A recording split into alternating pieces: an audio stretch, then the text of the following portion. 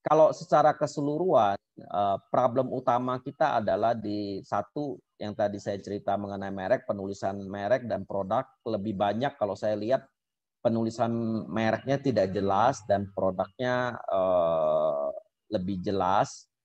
Terus secara nutrition fact tidak tercantum, terus ingredientnya tidak tercantum, expired production date-nya juga tidak tercantum, terus kualitas packaging juga ekspor tapi juga market lokal ya. Kalau kita mau masuk ke retail ya atau masuk ke market distribusi itu akan menjadi problem karena produk akan lebih cepat rusak, akan lebih cepat berjamur, akan lebih cepat kualitasnya 1-2 bulan atau 3 bulan kualitas akan turun. Dari seluruh produk yang saya review minggu ini, ya ada beberapa produk yang memang bagus ya, tinggal bisa dikembangkan lebih lanjut. Hai kakak-kakak semua, jangan lupa untuk subscribe channel Big Indonesia Official. Subscribe itu gratis kok, dan dukung selalu channel yang bermanfaat ini. Klik like, share, supaya pahala tanpa lagi. Stay tune terus guys. Jadi kemarin kita udah cobain nih satu-satu semuanya. Secara keseluruhan sih yang udah disebutkan oleh Pak Joni. Jadi kayaknya para Bapak Ibu nih masih malu-malu nih tunjukin brand-brandnya. Nah brand-brandnya ini size-nya tuh lebih kecil daripada nama produknya. Jadi yang diutamain tuh lebih ke nama produk dibandingkan brandnya. Jadi pas kemarin kita lihat highlight-nya itu lebih ke nama produknya. Makanya ayo dong Bapak sama Ibu jangan malu-malu gitu tunjukin brand dari produknya sendiri. Karena yang kayak Pak Joni bilang, brand itu sangat penting dan brand itu kalau customer ngelihat produk kita, mereka pasti lihatnya merek. Ibu sama Bapak bayangin aja kalau misalnya nanti sudah go ekspor dan produk-produknya itu udah di pasar ekspor. Nah misalnya ada buyer beli dan posisinya packaging Bapak dan Ibu tuh hanya menunjukkan nama produk, mereknya itu kecil aja di pojokan.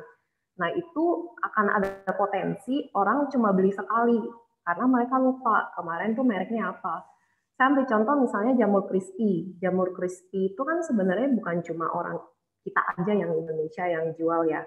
Di market internasional pun banyak gitu pesaing-pesaing yang produksi jamur crispy dan brandnya itu ada sangat banyak.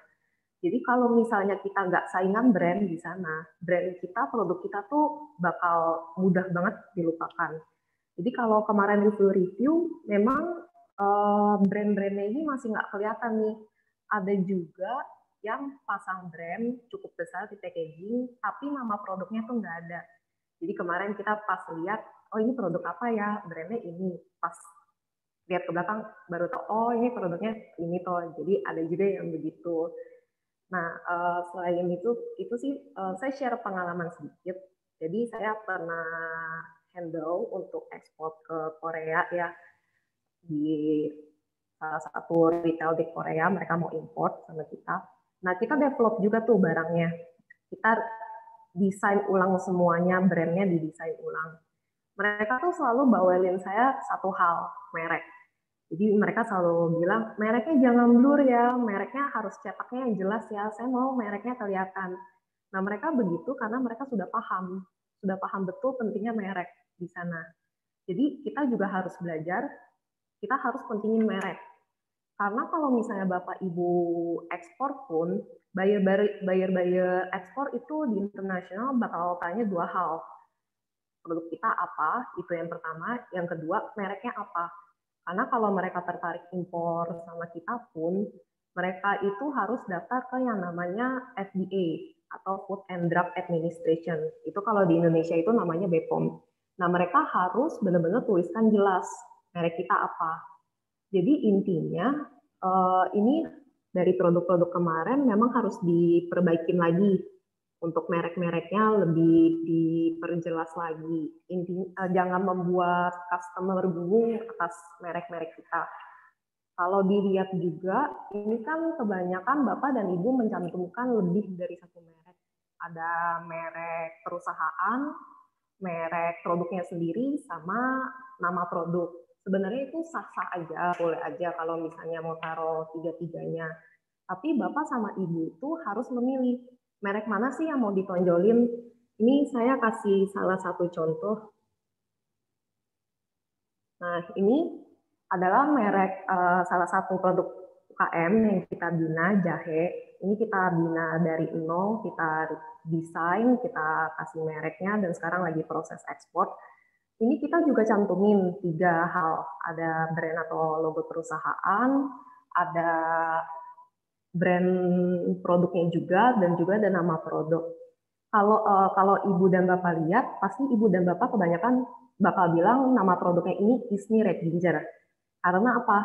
Ya karena itu yang pengen kita kenalkan ke Bapak dan Ibu. Kita lebih tonjolin ke Isni dan Red Gingernya, nama produknya. Makanya kebanyakan orang bakal baca ini Isni Red Ginger. Jadi jadi Ibu dan Bapak harus milih merek apa yang mau ditonjolin dan bagaimana memposisikannya. Bisa posisiinnya kayak begini, jadi brand produknya tuh lebih digedein, atau warnanya tuh lebih dicerahin. Nah, itu salah satu tipsnya sih untuk tunjukin brand kita itu seperti apa. Nah, balik lagi ke yang review produk, jadi selain merek, sebagian besar memang yang Pak Joni sebut packagingnya itu harus diperhatikan. Karena kalau di ekspor itu, biasanya standarnya itu udah alu, bahan pouchnya udah alu atau nggak metallized yang udah 3 lapis. Kalau misalnya bahan box, kemarin kita juga lihat bahan boxnya itu kayaknya masih tipis. Jadi pas sampai ke kita udah agak penyok-penyok tuh. Nah kalau di ekspor itu bahannya tuh mesti yang premium boxnya, yang tebel. Kalau untuk yang lainnya, kalau taste, kemarin kita coba ada yang oke, ada juga yang harus dikembangin, dan ini masukan aja kalau misalnya bentuknya itu seperti roti atau apa, atau cookies-cookies, nah itu tepung-tepungnya itu lebih baik dikurangi, jadi kita harus tonjolin untuk rasa-rasanya. Dari review kita itu aja sih Bu Dwi. Oh ya, terima kasih Mbak Dwi, tadi terputus. Oh ya, Dwi, halo? iya boleh Pak Joni, lanjut lagi Pak Joni. Ya, saya lanjut lagi, nggak apa-apa. Nanti Angel tetap tampilin yang produk-produk tadi, Angel. Yang halaman pertama tadi, Angel, yang halaman pertama. Tadi saya lanjut lagi, sorry Bu Dwi, terputus karena connection-nya. Tadi masalah merek saya ada sampaikan bahwa kalau biaya pendaftaran merek di luar sangat besar, bisa aja di dalam wadah IIHC, misalnya logonya adalah logo IIHC, sehingga yang terdaftar di luar negeri adalah IIHC ditonjolkan gitu, sehingga di dalam wadah IIHC semua terangkum dalam cukup besar gitu, sehingga Bapak Ibu tidak harus mendaftarkan misalnya biaya merek satu persatu di luar negeri, cukup misalnya mencantumkan merek apa, tapi IIHC sudah bisa mewakili. Itu salah satu cara untuk cut cost untuk biaya pendaftaran di luar negeri. Nah, untuk produk yang saya review kemarin, ada beberapa produk yang memang sangat baik. Contoh, tempe time Sekawan, ya, dari Sekawan itu taste-nya sangat baik, menurut saya bagus, ya, tinggal dikembangkan bagaimana. Saya nggak tahu itu mereknya Sekawan atau tempe time. Nah, ini juga akan menjadi rancu, apakah mau ditampilkan Sekawannya atau tempe time-nya. Nah, ini mana yang mau didaftarkan, ya. Kalau sasaran market lokal atau market luar juga kita harus pertimbangkan. Tempe time saya rasa ini bisa dikembangkan karena ini produk cukup ya mewakili Indonesia. Terus secara kualitas pembuatan tempenya cukup crispy, ya. Taste-nya juga bisa dikembangkan, tidak hanya taste yang kemarin barbecue kalau nggak salah ya, saya juga lupa. Bisa dikembangkan misalnya cabai hijau atau yang lain-lain memang lebih populer di Indonesia. Tingkat kepedasannya juga bisa dibuat berbeda. Bisa lihat contoh lah pengembangan keripik singkong ya. Mungkin tempe juga bisa dibuat seperti itu, tempe kering dengan strategi keripik singkong. Dulu keripik singkong juga hanya dijual di gerobak jalan, tapi sekarang keripik singkong sudah ada di semua market, di retail, bahkan keripik singkong termasuk produk yang diekspor ke luar negeri cukup banyak. Ya, di US ya, keripik singkong maupun ubi talas itu, ubi jalar itu bisa mencapai 2 juta US satu bulan. Ya, kebetulan distributor di US saya kenal. Terus perusahaan-perusahaan di Korea, retail-retail di Korea, mereka juga suka keripik singkong. China, ya kita bersaing keripik singkong, mereka juga cukup suka bersaing dengan ubi talas lokal yang cukup populer di China. Ya, saya rasa tempe bisa dikembangkan seperti itu ke depan. Ya, mungkin ini masukan buat perusahaan sekawan ya. Nah, produk lain saya juga ada review kalau seperti daun pepaya ya, yang tadi Angel balik depan. Daun pepaya ini mungkin akan agak sulit diterima di luar ya. Di lokal juga tidak semua orang yang suka daun pepaya ya. Kalau yang kue cookies ini secara desain juga saya rasa ada problem karena antara desain di luar sama di dalamnya juga kurang ada penonjolan terhadap produk, dan produknya juga saya lihat butuh perbaikan. Kalau yang Rosella ini secara umum ya, Rosella market di luar belum terlalu baik saya lihat. Fiskin ini masih ada ya semacam bau dia punya kulit ikannya masih terlalu keras. Ya, bawang goreng ini cukup oke, bawang ini cuma ya kembali lagi mereknya harus diperbaiki. Saya rasa bawang punya market yang cukup bagus. Sekarang bawang itu secara nasional Indonesia banyak juga dari Palu ya. Palu cukup terkenal dengan bawang gorengnya karena biasanya orang kualitasnya cukup oke. Kalau yang jamur ini ya mungkin harus ditingkatkan lagi kualitasnya, tapi rasanya cukup oke ya. Nah, untuk tadi yang mengenai nutrition fact atau ingredient, tadi di tempe cukup lengkap mencantumkan ya nutrition fact dan ingredient, juga termasuk yang lain-lainnya. Mungkin nanti penulisan bahasanya mau misalnya kalau mau tujuan ekspor ke Middle East ya of course harus dicantumkan bahasa Arab. Nah, satu yang saya agak bingung adalah ini biji ketapang ini rasanya menurut saya ya agak terbatas, tapi biji ketapang, saya pertama lihat packaging ini saya kira isinya adalah ubi ungu karena yang ditonjolkan adalah ubi ungunya yang lebih menonjol daripada biji ketapangnya. Biji ketapangnya di bawah sedangkan biji ubi ungunya di atas. Setelah saya makan, saya baru tahu ini biji ketapang gitu, bukan ubi ungu ya.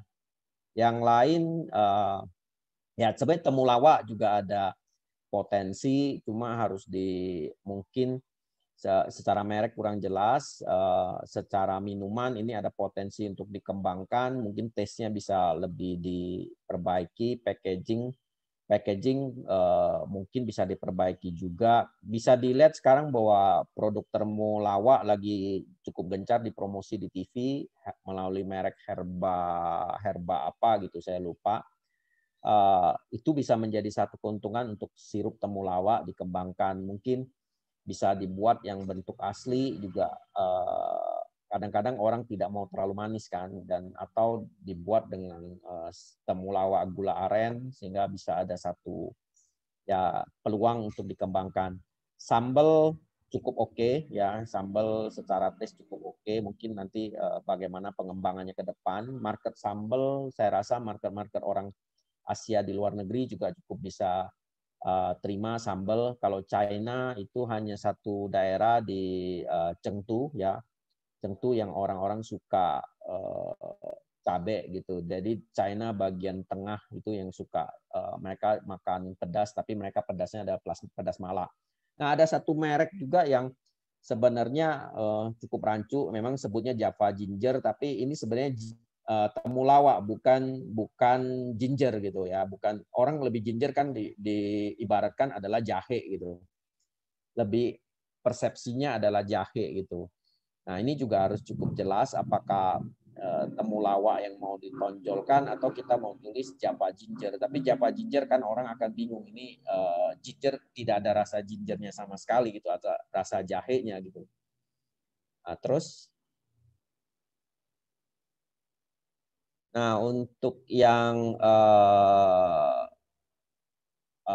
almond crispy ya, almond crispy sebenarnya produk yang cukup unik. Kalau kita lihat di Surabaya ada satu merek yang cukup terkenal untuk oleh-oleh dan harganya cukup premium ya.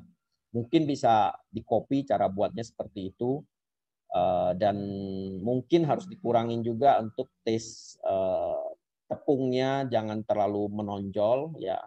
Green tea ada kerasa, tapi green tea-nya mungkin coba dikombinasi jauh lebih baik ya. Nah, terus di dalamnya kan ada packaging plastik. Saya rasa kalau sudah dikalengin seperti ini, di dalamnya diplastikin lagi, itu cost tambahan yang kurang tepat. Karena plastiknya juga plastik yang mudah dibuka. Memang mungkin tujuannya adalah untuk dimakan satu persatu, tapi secara tujuan kurang tepat menurut saya ya, karena diplastikin satu-satu, of course cost-nya akan jauh lebih tinggi gitu. Yang kurma cukup unik ya, kurma coklat mungkin ada peluang karena kan market Indonesia atau Middle East untuk kurma, Cina juga cukup baik ya. Yang kacang ini yang kurang ya, karena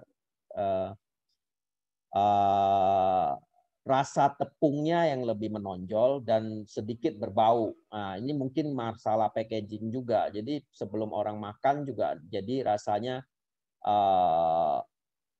orang akan merasa bahwa ini yang bau gitu ya. Terus yang coklat lebih menonjol adalah bukan yang ini coklat itu bukan coklat aslinya, tapi dia kompon coklat ya, sehingga taste-nya lebih kerasa bahwa itu adalah kompon coklatnya daripada untuk coklatnya ya. Tapi ya secara produk cukup bisa diterima itu. Terus ada lagi Angel produknya? Bisa ditampilin atau sudah selesai? Sudah selesai, Pak. Sudah selesai ya. Ya tadi ada chat bahwa Java Ginger itu satu keluarga sama ginger, betul sekali. Masih satu keluarga sama jahe. Cuma di luar negeri mereka tidak mengenal namanya temulawak atau Java Ginger. Mereka ya taunya ginger ya ginger gitu, ya pedas gitu, karena mereka tidak punya produk temulawak. Kira-kira seperti itu. Nah, dan di Indonesia juga mungkin kalau market, tergantung marketnya. Kalau marketnya di Indonesia mungkin ya harus lebih dipertegas secara merek dan produk gitu. Terima kasih Bapak Ibu, itu review yang saya bisa sampaikan. Secara peluang mungkin bisa dikembangkan adalah tadi tempe. Tempe itu mungkin ya tadi masukan saya bisa dikembangkan jauh lebih baik daripada sekarang dan punya peluang market di lokal maupun di pasar luar negeri saya lihat. Tempe sekarang juga ada beberapa perusahaan yang buat dalam desain pouch dan dia ekspor ke US, market Amerika. Ya, dan saya lihat penjualannya cukup baik di situ. Terima kasih Bu Dwi, kira-kira itu review secara keseluruhan untuk produknya. Pak Joni, tadi ada yang kelewat, katanya minuman serehnya belum di-review tadi. Yang di samping. Oh iya, minuman serai. Iya, orangnya ada ya, di sini. Minuman serai ada satu kelewat ya. Maaf ya Bapak Ibu. Serai saya udah coba, memang ada kandungan serai, terus ada jahe, ada apa lagi itu di dalamnya saya agak lupa. Ya ini juga harus dipertegas, yang mau ditonjolin serainya atau jahenya atau apa, ada kandungan apa, saya lupa. Kemarin saya ada sempat bahas sama tim saya, ini yang mau ditonjolin apa. Secara tes ya cukup enak ya, cuma ya memang terlalu manis. Kalau untuk market, tergantung market lah. Kalau serai, biasanya kan minuman sehat itu adalah cenderung orang pengen sehat. Kadang-kadang orang punya persepsi bahwa gula kalau terlalu manis dan sebagainya kurang tepat. Tapi ada juga market yang memang mereka butuh manis gitu. Tergantung daripada sasaran market kita. Tapi secara kemarin saya minum serai ya cukup bagus lah. Cuma harus memang kandungannya kan di dalamnya bukan hanya serai sebenarnya. Jadi harus ini semacam serai tambah jahe kalau nggak salah ya. Saya juga agak lupa kemarin. Ada jahe, ada serainya, tapi yang dipromo adalah serainya gitu.